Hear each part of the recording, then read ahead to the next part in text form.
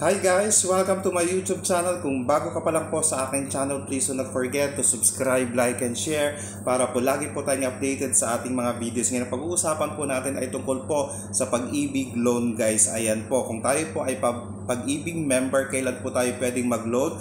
Ang kasagutan po, dapat meron po tayong 24 monthly contributions or 2 years po na nahulog sa pag-ibig para po tayo po ay maging qualified para mag-loan. Ayan guys. Ngayon, pwede na rin po tayong mag-loan gamit po ang virtual pag-ibig, ang kanilang online guys. So, ang gagawin lang po natin, fill upan lang po natin ang kanilang multi-purpose loan form. Okay, meron na po silang updated form po.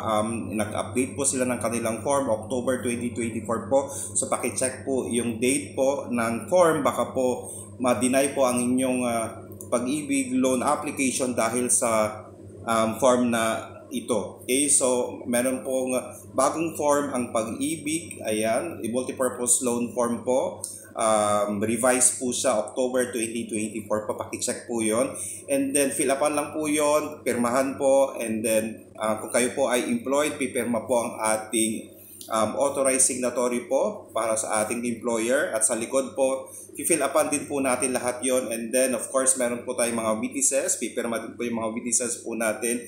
And then kung okay na po yon, i-prepare lang po natin ang ating cash card at ang ating government issued ID.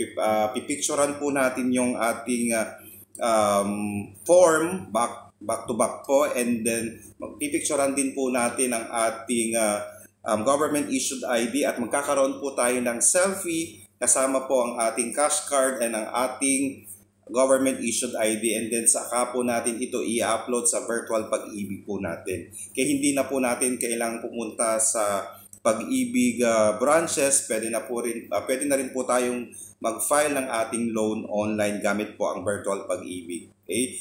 Guys, sana po nakatulong po ako. Maraming salamat po and stay safe. Bye-bye!